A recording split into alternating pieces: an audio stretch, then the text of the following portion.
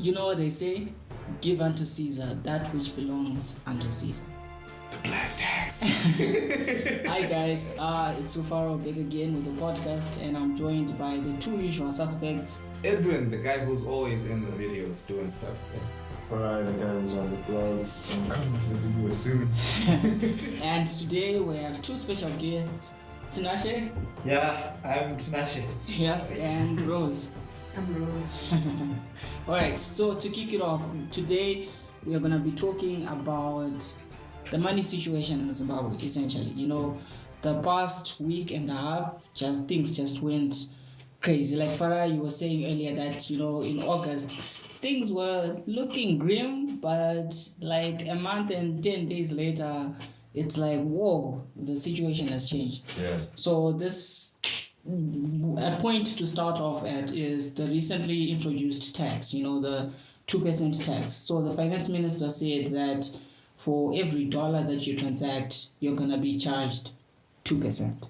What are our thoughts on that?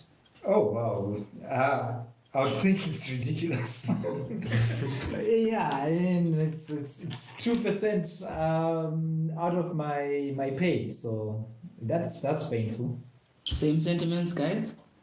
Oh yeah, it's a lot. I mean, it's a lot in the sense that it's something that probably in a day-to-day transaction you'll just be like, I'm just transacting, up until you use something like money manage or money love, and it then shows you that, dude, your transactions, you say they were this, but you've got this difference in your total transactions that's not tallying, and all those are transaction charges, and you're like, what? That's like, what, 2% of all my money has just gone to transactions? Wow, that's a lot, you know? So I think apart from calling it out as ridiculous, I do think it's a bit ridiculous. I think they were not really prepared because there are a lot of unanswered questions. Who does it affect? How does it affect who? And it seems the government is now actually trying to respond to those questions. Whereas if you're putting something into law, the assumption is you've covered all your bases, which it seems they really hadn't. So I think they were not prepared either. Yeah, it does feel like they're building the plane as they fly it, and yeah, it makes you wonder. On such sensitive issues, it's a bit strange. So why is it ridiculous? I mean, with the statement that I started with, give unto Caesar that which belongs unto Caesar. You say it's your money, but don't you owe tax to the government? Don't you have to pay them? You kind of like chilled at the point of tax, and you're like, how many taxes are there? Because there's this tax, and then there is the tax that's gonna be on each transaction cost that I'm gonna, as I transact. There's the tax on my salary. There is also tax on the money that's gonna be, you know, like. And there's value-added tax. I mean, every time you buy something, already taxed. yeah. Okay, so maybe just to throw in. Okay, fine. Let me make my position clear before. I think it's very ridiculous. But here's the thing: of the people, of the 10%, because they say unemployment is at 90%, right? Yeah. Of the 10% that's employed, a lot of them are earning way less than $300. So by that only will show us that a lot of people are not paying the payee, the first type of tax. Then on the income tax, a lot of companies, they are making their expenses way much more than their profit, so that they're inflating their expenses, so that they make a loss and they defraud Zimra. Then on the payee, the VAT that you are talking about, VAT is calculated as input tax minus output tax. I'm sure, let me hope I'm getting that correct. Yeah. So the thing is, even if I pay VAT to TM also is going to remove the VAT they paid for that item. So at the end, it's a very small margin.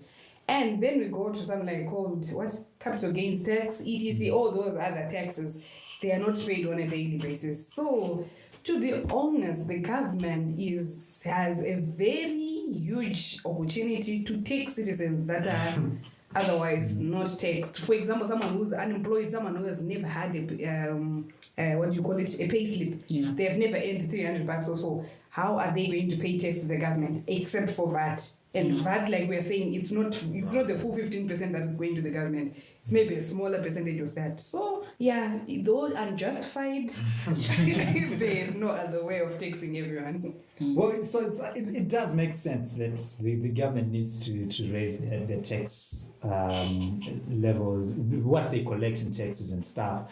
But I don't know if this was the solution, because for the few that are actually paying those taxes, this is like a punishment. You're saying, oh, okay, we can't get from these people that are very difficult for us to get hold of, like your informal traders and stuff. So we'll punish everybody. Yeah. Because the idea of tax is the government gets a portion when value is created.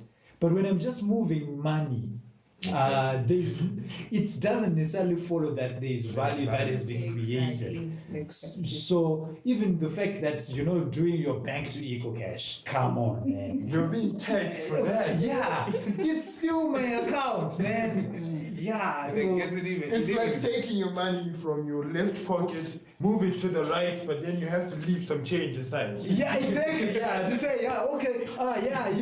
You put from the left, you took from the left pocket to the right pocket, so you owe us $2. What? So I think that's what people are not really happy about. I think everyone kind of understands that they need to increase the tax base, but the manner they've gone about it. Oof.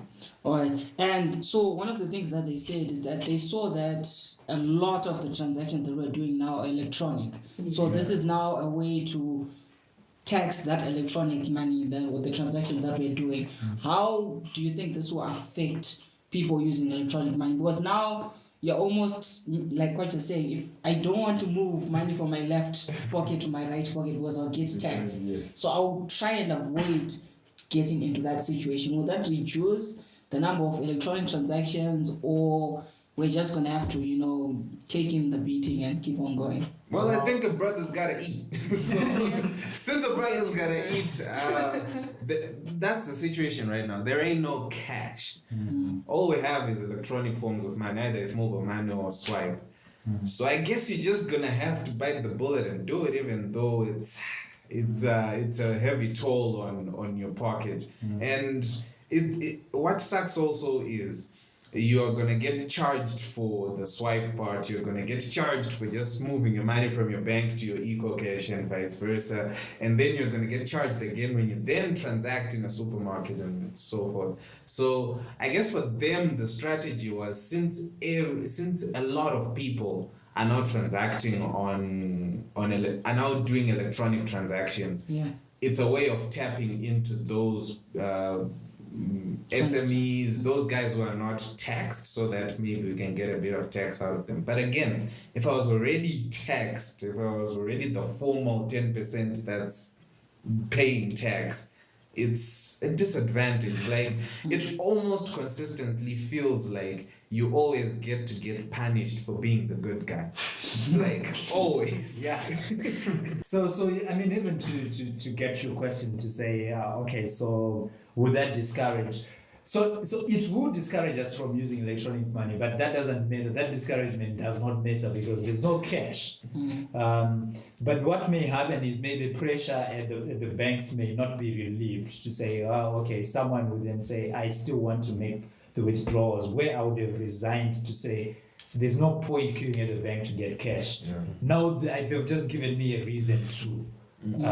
So that could be a problem, but I don't think the extent will be far-reaching because the cash itself is not available. And I think as well, one thing we don't talk about a lot is already we've been getting fleeced when it comes to charges, when it comes to like bank charges and whatnot. Those charges have been pretty exorbitant. But the convenience offered by electronic transactions has kind of numbed us. When you're using EcoCash, it's like it's not money, but it's money. So you'd see everyone the day that tax was announced. You're in the shop buying something insignificant and complaining, why are they taxing us? But you're still making that purchase because electronic money, in our minds at least, is not yet really money as we've usually been like a physical cash economy. So maybe that's another thing. Maybe it's a reach, but I think we've been numbed to physical money. We're not as responsible because I would think people would try to move away from that, but unfortunately, we don't have any other means. So, like Ed said, a man's got to eat. Okay, then as for me, I will definitely try and curb my own spending. Okay. Yeah, to avoid the bank charges. Okay. Because Or to do things in $10 like denominations. you know. So I go and into a supermarket and say, oh, filling up the trolley, I just get, okay, this is 3, 7, 9. I go to the till, then I go back. You know. Might be a I'll good, might be try a good my own solution. means. And, Yeah. and it's interesting that you bring that up. So there is a difference in terms of how much you spend and where the taxing starts or where it ends. So from what you're saying, anything below $10, you Yes. don't get taxed. Yeah, so, And once you reach, is it 500,000? yes. You reach a cap of the amount that you will Yeah. get taxed. And that's If you can $10,000. reach. That's $10,000. Yeah, that's $10,000, and really for business, it's a lot of money. Like $10,000 for just moving money, Exactly. and you owe the government $10,000. It doesn't sound fair. Imagine an accountant who moves $500,000 from one account to another in error. Then that money has to come back to the account. Yeah. Then they actually have to Then send it send to to the the right account. So that's $10,000. $10,000. That guy will definitely be joining that 90% we talked about prior. That mistake now, yeah. Yeah, you can't avoid accounting errors. So speaking of physical cash, money, so the finance minister ended up saying that the bond notes and the US dollars are not equal. So all along we've been told that these things are equal, but in the ground they're not equal. Why? I'm asking, the silly questions. You like, why is this guy asking why are they not equal? But yeah. For me, I think it's just an issue of trust. I'm not like an economist, but people ask me, why are you not banked? It's like, well, people who were banked in 2008, well, that didn't really end so well. Like, if you're one of those and you're listening, don't get too mad at me. But yeah, people's money is disappeared and all that. So there's no trust in that system. So I think that's the worst. That's why even when any reforms are or at least they try to implement reforms, people kind of wait and see, because it's all about building trust, and unfortunately, after this again, well, yeah. Yeah. And even speaking on that trust issue as well, it's like there are some of these statements that get announced that, again, I'm not an economist like this guy, but but there are like some statements that they announce that you start to question as to, okay, so why this? For example, when they announce that you now have FCA accounts and then you have RTGS accounts, a lot of people in the streets have been asking a question in unison, which is, why are they separate? Like, what is the difference? And they say, yeah, you can take your money off the FCA and put it in RTGS, it's fine, but you can't then put it back into FCA. This was, I think, EcoBank, which was saying that. Yeah. And then you're just like, okay, so clearly, once you go black, you can never go back. So it even raises that level of doubt, that level of distrust, in the sense that you're like, okay, so now clearly there is a difference, there is a disconnect between this statement of this is 1:1 and this statement of, actually you can get it out but can't get it back in. So I think it's a trust issue as well. So you mentioned the 1:1. So there's a rate. So there's a rate for RTGS to bond to US dollars, RTGS to US dollars, and then Oh, and then neutral EcoBank. applied? Yes. So what influences that rate? Today you hear it's 1:1. Tomorrow 1:3. The next day 1:4. And you're like, is it, if I have US dollars, I wake up and I say, hey, I'm selling my US dollars at this rate, and then you accept that, and from there and then that's the new rate? or is there a body that sits down and they agree and say today's vote neutral? So it's the most efficient board ever that actually, well, it doesn't sit down, but it's really just supply and demand. So the more you have of something, the less valuable it is, because you don't need to fight to get it. Essentially, that is it. So what happened with the US dollars is when the board note was introduced, they created this money that could only work in Zimbabwe. Yet they were saying it's still the same US dollar and stuff like that. But then if I wanted to make a payment outside Zimbabwe, and then I realized, oh no, I can't. I get on a waiting list. The RBZ then says this is not a priority, so this payment is not going to go through. Then what do? I have the money in my account. I then go out and say, hey guys, this is school fees for my son who learns outside the country. I am willing to pay whatever price to get the United States dollars so that we can pay another way, maybe in cash, by going out of the country. So there was that difference now, that there was just a demand for something that was not existing anymore. And Farah, you mentioned the old mutual implied rate. Don't ask me what that is. What is it? I've been trying to learn what that is, and as far as I know, that rate, what I can say is it doesn't fluctuate as much as like the street rate, because people can buy old mutual shares across 3 countries. So it's not as volatile as the rate we have on the streets. But what exactly it is, I don't know if someone can help me with that. Okay, so the Old Mutual implied rate. So you are very right. So Old Mutual is listed in Joburg, on the Joburg Stock Exchange, London Stock Exchange, and then the Zimbabwe Stock Exchange. Okay, and it sells. It's the same. So once you buy that share from any of these stock exchanges, it's the same share. It's not like different companies listed in different places. So it then translates that if that share is being sold for $1 in the United States, whatever the pound equivalent, in the UK, for $1, right? And then in Zimbabwe, that you can buy that share for $10. Already, it shows that the two currencies are not equal. So whereas the government would maintain that, it's 1-to-1, that old mutual share kind of paints the picture of where the value of the local currency really lies.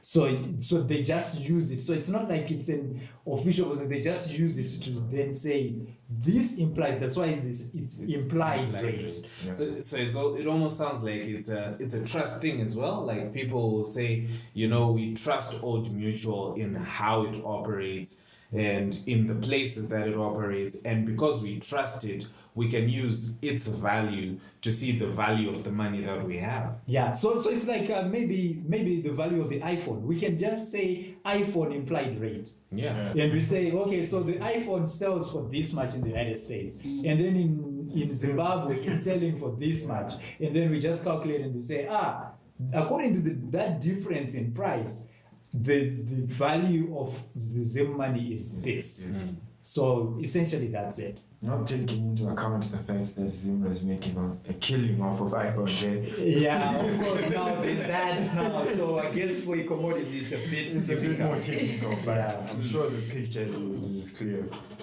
So we're speaking of speculation and all this. What do you think of social media? Does it play a part? That's one of the more interesting things I've been thinking about. Does it play a part in accelerating these rises in rates or for... It really does. It really does. I'll give you an example. There's a guy I heard who was selling yesterday. He was selling his $3,000 and he wanted 550 pounds for every $100. Okay. So that was in the morning. Why? Because he had heard that it was going to go up. So everyone actually begged him, please, can you come down maybe 450 or 400? And I said, no. That sounds so informal. Yes. So in the afternoon, I actually discovered that a lot of people were selling the US dollars and very few people were buying. So it goes back to demand and supply. So at the end, people started reducing their rates, exactly. So what happens is with this guy, he then came to my inbox because at some point I said, I'm looking for some US dollars, but I'm not willing to pay 550. Yeah. Maybe if you come down to 450. But already by that time it was not 450 or so, it was something like 300 or so. And the guy was now saying, I saw it on social media that it's now 480. I can take 480. I was like, no, social media is saying 450. So he came today and said, I can take 280 today. I was like, I'm broke, I don't even have money. I was doing the transaction on behalf of someone. So you are very right. Social media is in this scenario our enemy.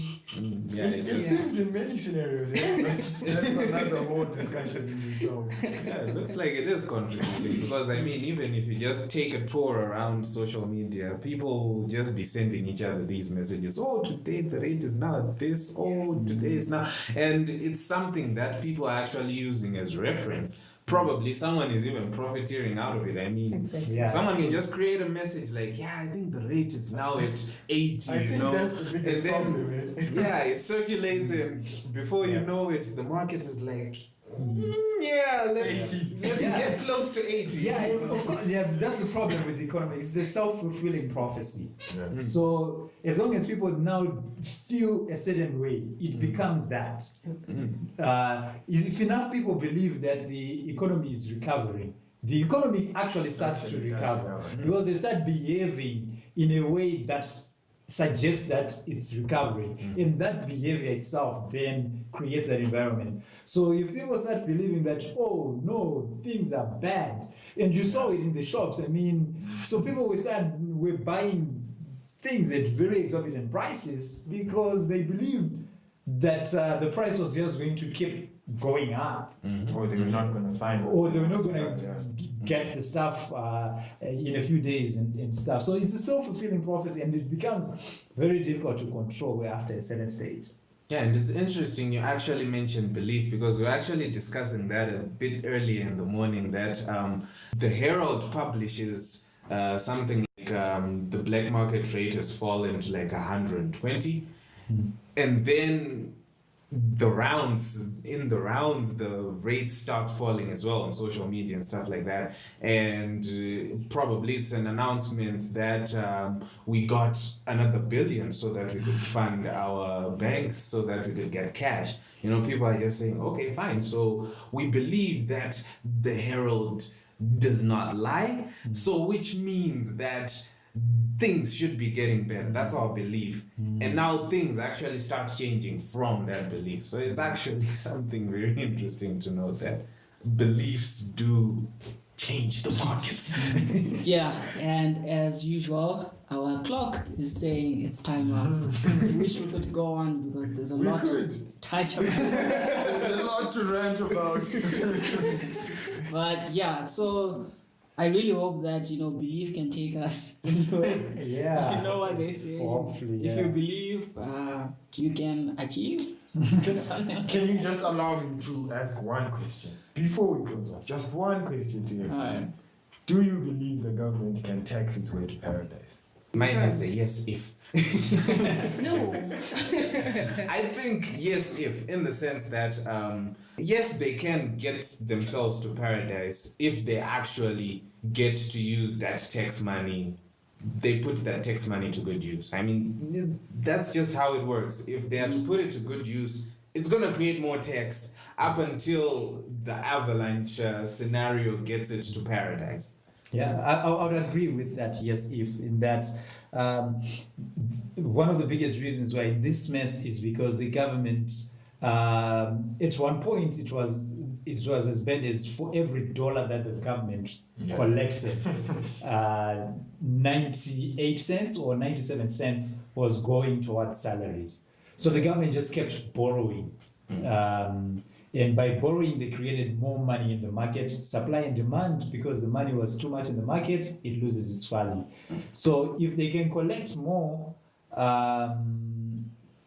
then maybe they will borrow less. But hopefully also they also don't spend too much on That was non-productive my- things. Yeah. Yes, that's what I was going to say. That as long as the wage bill, as long as they still have a load of people they have to pay at the end of each month. Yeah. Yeah. Because in 2016, it was like, I think 91% of that budget was going to salaries, which is, it's a bad place to be in. But yeah, thank you for allowing me, Jazz. Yeah, right. So thank you guys for listening and for you guys for joining in the conversation. Do let us know what you think about the whole situation that's happening in Zimbabwe. And this is it for me. We'll catch you on the next podcast. Farai, I'm out. I'll catch you on the blog. Edwin, I'll catch you in the videos. Dude, let's not say goodbye. Yeah, they seem silent. Oh, okay. So yeah, it's Nashe. I'm out.